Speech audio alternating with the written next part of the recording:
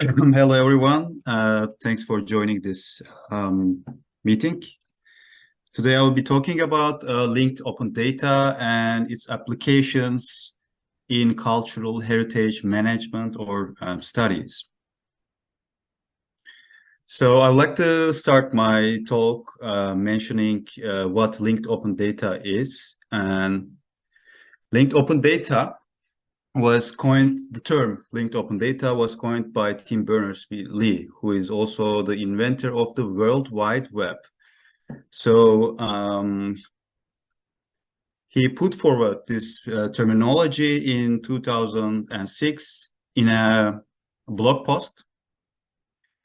And so the idea is linked open data is a part of a semantic web. Semantic web can be considered as web of data. So it differs from the traditional web. So normally we use internet to access documents including text files and audio files, etc. Therefore, the traditional map is also called web of documents. However, a web of data, web of data, in other words, linked open data, is as can be understood from the title, is a web of data. I mean, instead of publishing a document, the idea is based on publishing data. So web of documents, traditional web, is mainly for human readable, so it's mainly for humans. However, web of data is mainly for machines. However, it can also be readable for humans. So both humans and machines, in other words, computers, can understand this data.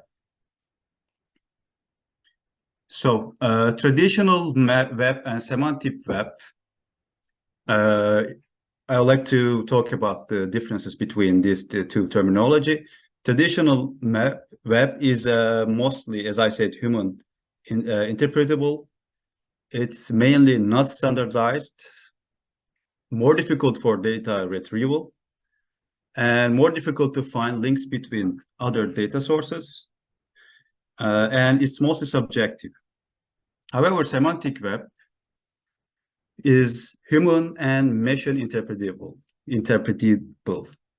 The data on semantic web have to be standardized. It should have standards, so both machines and humans can easily understand it using either some tools or just interpreting it.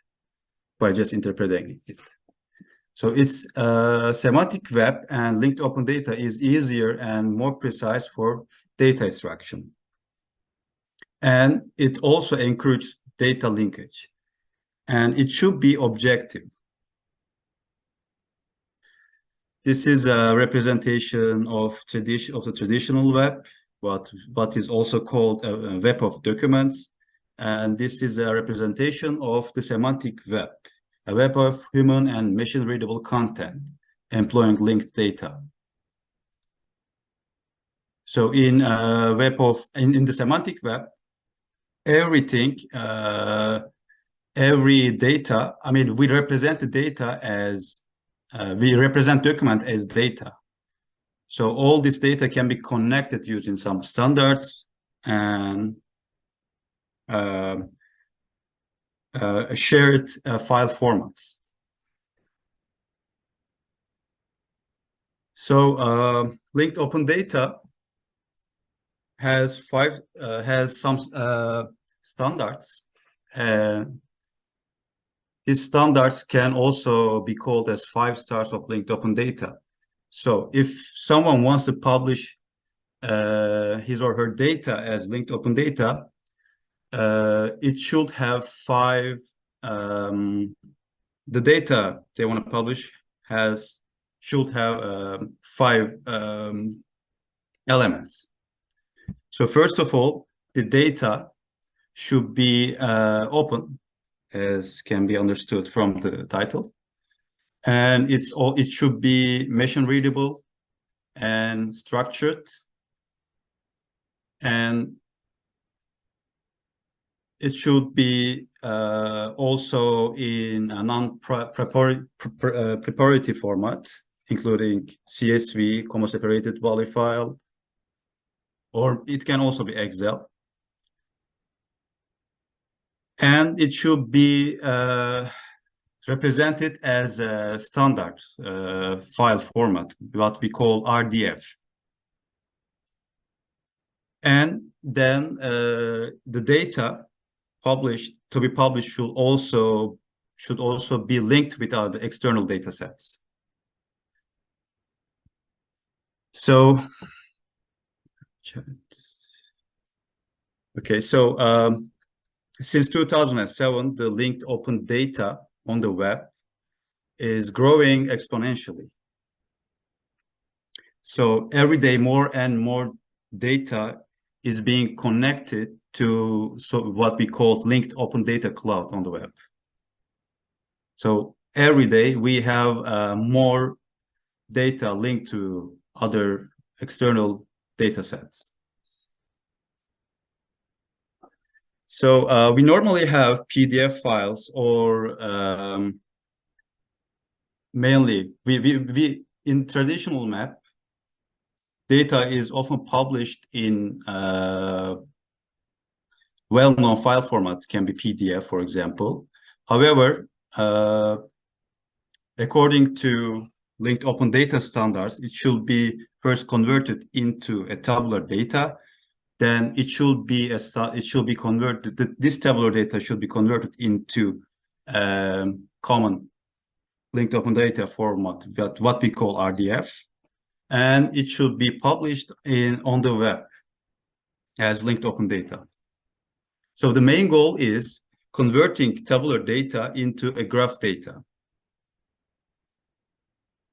In tabular data, which is often stored in relational databases, has columns and rows. I mean, each column has some information about the rows. However, in linked open data, we have a graph model. So this is thanks to, so the data is connected via links, what we call eights, and every node represents a data or data set. So this methodology allows people to be more flexible in forming their data sets. So in linked open data, we have a one file format called RDF, which stands for Resource Description Framework. And if you want to make your data as a linked open data, it should be in RDF format, simply. So what is RDF? RDF is structured as triples. So we have what we call subject, predicate, object, which means every fact about the data is represented by a subject and a predicate and an object. So each fact about entity is represented by RDF triples. So we call this an RDF triple. So actually, even though it looks simple, it actually looks like this. It may look too complex or complicated, but these lines are nothing but just a more sophisticated representation of this fact. So we represent RDF as shown in this image. So RDF has different file formats, and triples, this one, and turtle, this one, and RDF XML format, this one. However, an RDF data can also be represented with other file formats. But all of these formats represent the same thing.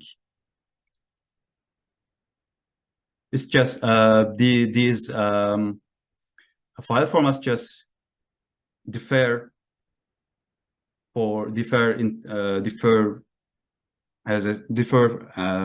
sorry, they only their syntax differ from each other. So they all represent the same thing. So subject is should always be represented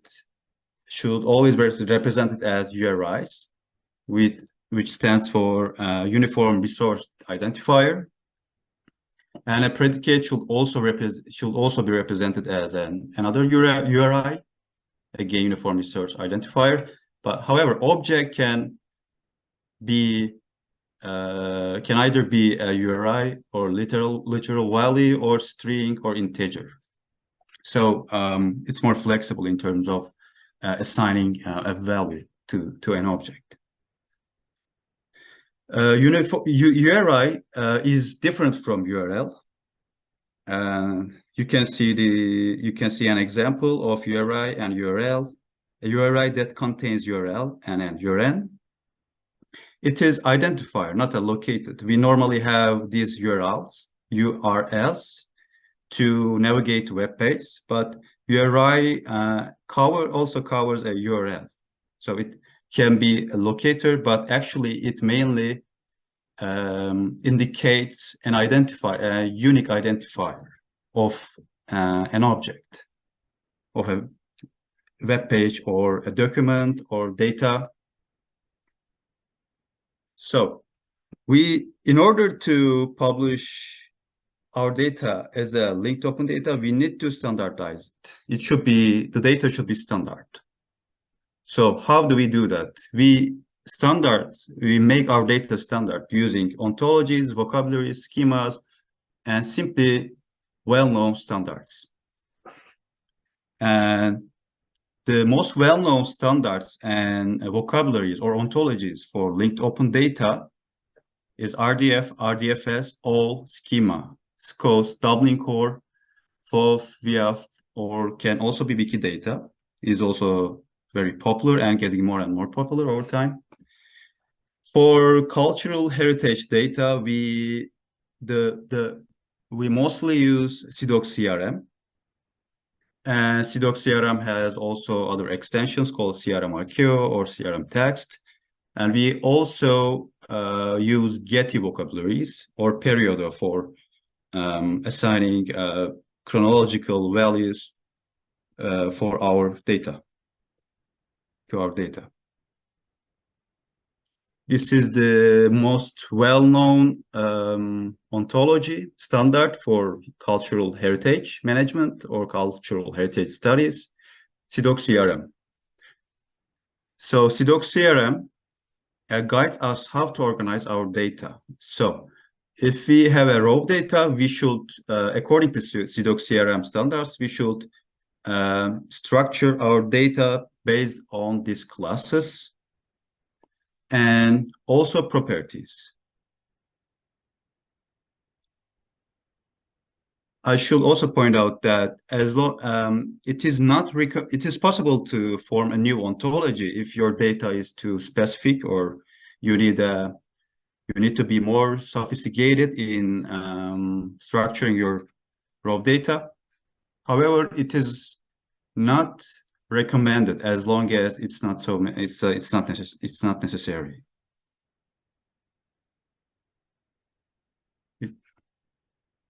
How to extract information? We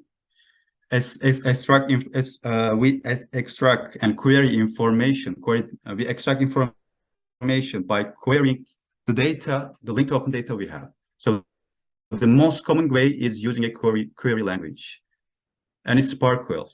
SPARQL stands for SPARQL Protocol and RDF Query Language. So this is the best known methodology for extracting data for querying linked open data. I mean, for querying RDF, in other words.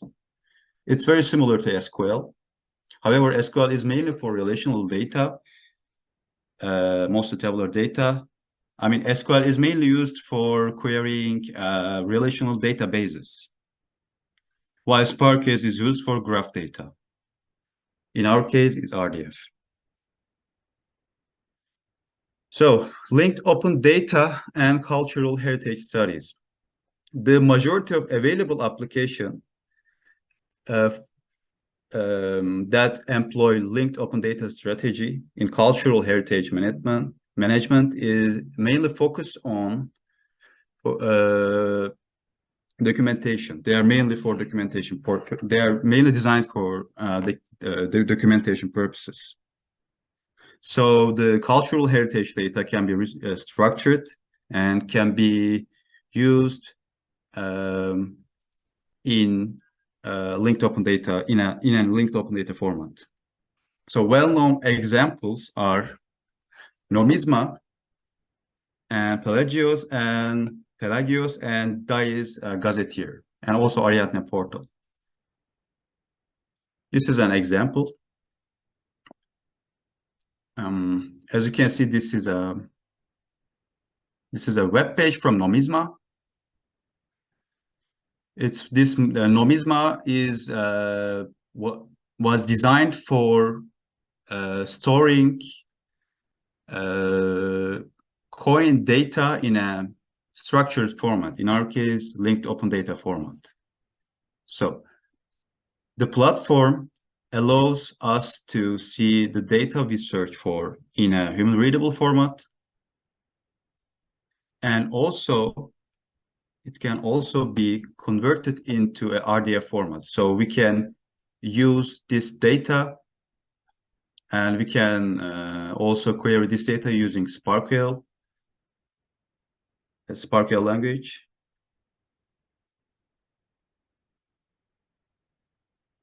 And the other example is I die gazetteer for ancient places and historical towns, etc.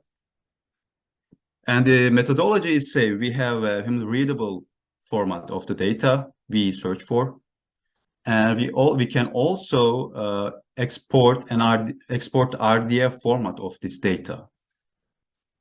So we can use it. We can use this data however we want. We can store it in RDF format. We can also convert this RDF data into tabular data, but in a structured way. The another famous, very popular portal is Oriental Portal. The interface is more or less the same. We have a human readable format of the data we search for, and we can also extract this information as an RDF data. Alamet also adopts this methodology. So we have a project called Linking Anatolian Pasts. So we are basically developing research tools and platforms for researchers. And therefore, one of the tasks of project is to restructure the digital collection stored by Sunak Crutch library. And we are also converting these digital collections into linked open data format by structuring the data, by structuring the raw data. This is a screenshot of the digital collection website.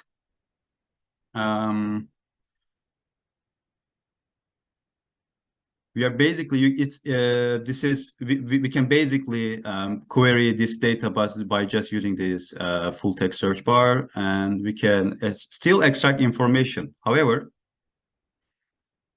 since we are restructuring this data, the data will be